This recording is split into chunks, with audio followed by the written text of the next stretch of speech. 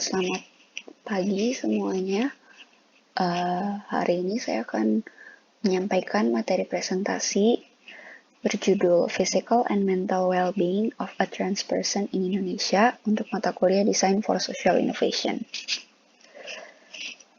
Kenapa saya memilih topik ini? Jadi waktu itu saya lagi scrolling di YouTube dan saya nemuin salah satu film dokumenter seriesnya Vice yang judulnya Band Waria Pertama Indonesia Amoeba. Nah, dari video yang saya tonton ini, saya ingin mengangkat isu mengenai tentang racial and gender equality dari kelompok LGBT yang baik secara implisit maupun eksplisit disampaikan berupa masalah-masalah dan tantangan-tantangan yang mereka hadapi selama berkehidupan dan bermasyarakat di Indonesia. Oke, jadi secara tema besarnya yaitu racial and gender equality.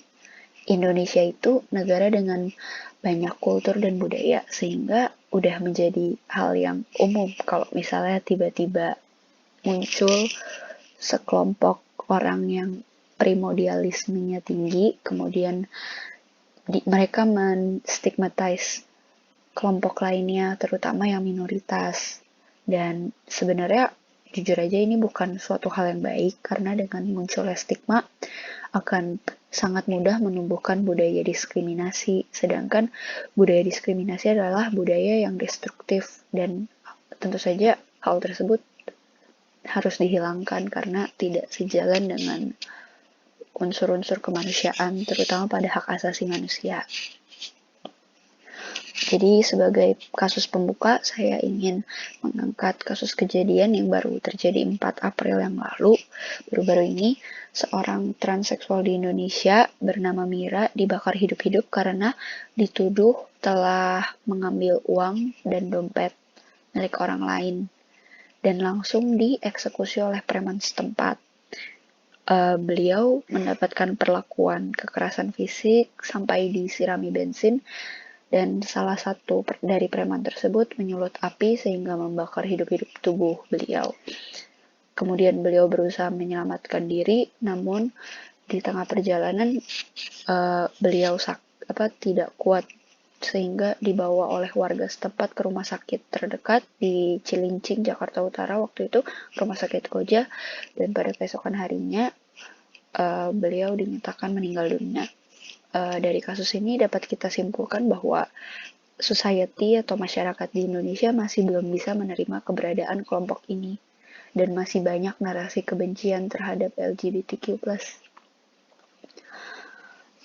Kenapa hal ini bisa terjadi? Jadi setelah saya melakukan beberapa penelitian, tentu saja hal ini berasal dari 2 faktor penting, yaitu kultur atau kayak doktrin, yang pasti teman-teman juga pasti pernah ngalamin doktrin dari orang tua ataupun keluarga mengenai kelompok minoritas ini, kelompok LGBT ini, tentang hal-hal yang tidak baik, hal-hal yang memalukan, aib dan segala macamnya, takut akan pergaulan bebas, juga agama.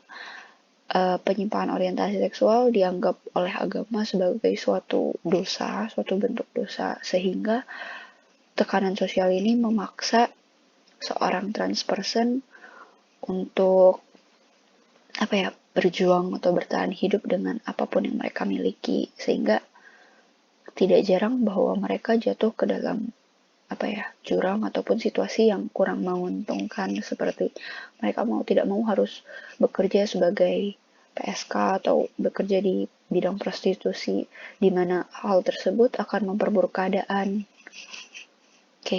Dan dari pemerintah sendiri pun tidak benar-benar memberikan tindakan represif yang sifatnya melindungi terhadap kelompok ini gitu. Contohnya, saya ingin highlight pernyataan Bapak Menteri Pertahanan waktu itu, Bapak Ria Mizar, pada tahun 2016. Beliau mengatakan sebuah statement yang cukup kontroversial mengenai proxy war.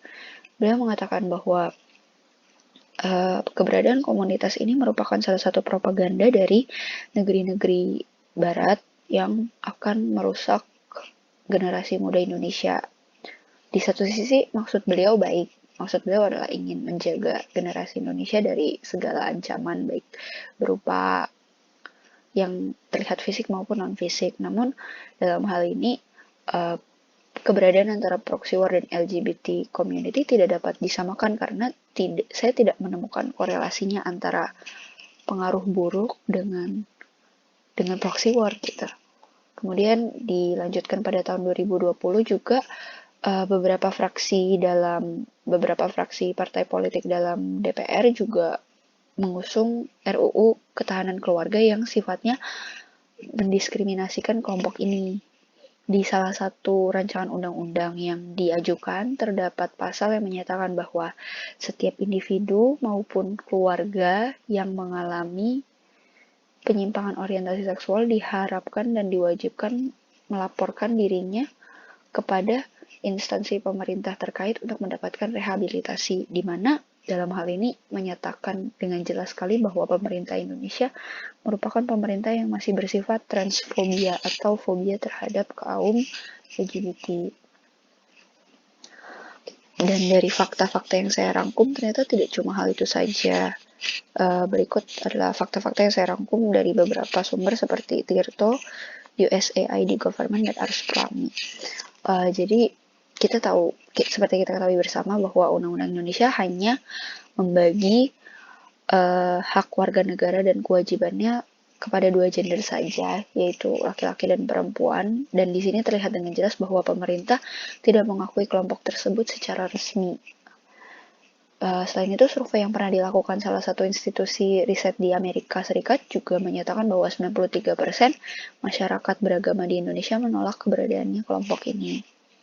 Dan salah satu fakta menarik yang saya temukan di Indonesia yaitu salah satu suku Indonesia, suku Bugis, mengakui keberadaan 5 identitas gender di Indonesia. Yaitu 5 identitas gender di suku mereka, yaitu perempuan seutuhnya, laki-laki seutuhnya, perempuan yang kelaki-lakian, laki-laki yang keperempuanan, dan yang terakhir tidak keduanya.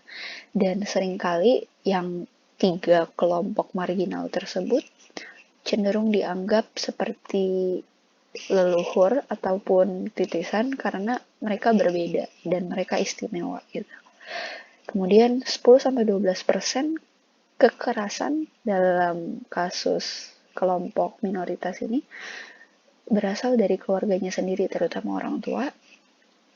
Kemudian 41,1% komunitas ini tidak dapat memenuhi hak dasarnya sebagai manusia, dan 66% komunitas ini tidak memiliki identitas KTP yang valid. Biasanya hilang, tidak diakui secara resmi oleh pemerintah, ataupun mereka sudah tidak mau mengurusnya lagi seperti sudah lewat masanya. Kemudian berdasarkan data yang saya rangkum dari Ars Pelangi, ada 1.850 kasus yang dilaporkan mengenai kasus kekerasan terhadap mereka selama 12 tahun terhitung dari 2006 sampai 2018, dan 89,3% dari anggota komunitas tersebut pasti pernah mengalami kekerasan dalam hidupnya. Kekerasan secara fisik terutama. Jadi apa saja dampak dari sosial issue ini? Saya highlight ada 3 poin penting. Yang pertama adalah tidak bisa memenuhi kebutuhan dasar hak asasi manusia karena tidak diakui secara resmi oleh pemerintah, sehingga sulit untuk mendapatkan hak-hak warga negaranya, terutama bagi mereka yang memiliki pendidikan rendah dan tidak mendapat backing advokasi. Kemudian yang kedua, mereka sangat rentan terhadap penyakit. Hasil dari riset, 90% transpuan di Jabodetabek sangat rentan terhadap masalah kesehatan karena tempat tinggal mereka yang tidak layak.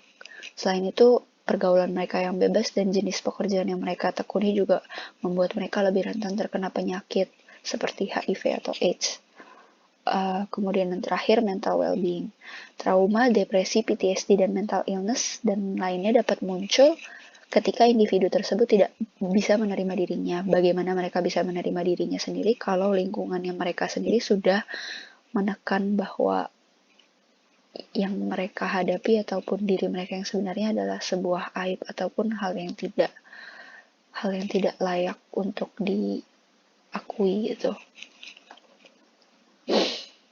Sehingga dari kumpulan dampak-dampak tersebut, para trans person Indonesia pun akhirnya bergotong royong bersatu untuk mendirikan komunitas-komunitas yang saling support satu sama lain. Di antaranya ada 3 yang saya temukan yang eksis sampai saat ini. Sebenarnya ada banyak, cuman saya highlight 3 aja. Yang pertama itu Arus Pelangi. Jadi mereka lebih ke yang menjunjung tinggi equality, justice, sama identity seksualnya. Mereka biasanya sering terjun ke demo-demo yang kayak di Bundaran HI dan segala macamnya. Kemudian ada Yayasan Sri Kandi Sejati.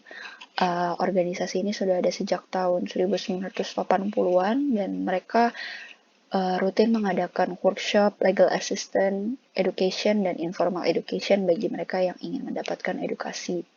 Kemudian Forum Komunikasi Waria se-Indonesia atau FKWI yang didirikan oleh seorang transpuan dari Papua namanya Mami Yuli. Jadi transpuan ini juga mirip-mirip dengan Yayasan Sri Kandi Sejati. Intinya mereka ingin jadi rumah singgah untuk para trans person Indonesia untuk mendapatkan rasa aman dan rasa didukung. Intinya mereka saling support satu sama lain untuk menyelesaikan ketimpangan masalah yang mereka hadapi di Indonesia ini karena banyaknya orang yang tidak mau menerima keberadaan mereka. Jadi ya ini adalah sebuah isu sosial dan sebagai masyarakat yang berpendidikan, saya harap kita semua dapat sadar dan mulai peduli terhadap masalah tentang ini, terutama yang tentang komunitas ini, karena bagaimanapun juga mereka dan kita sama-sama manusia. Oke, sekian dan terima kasih.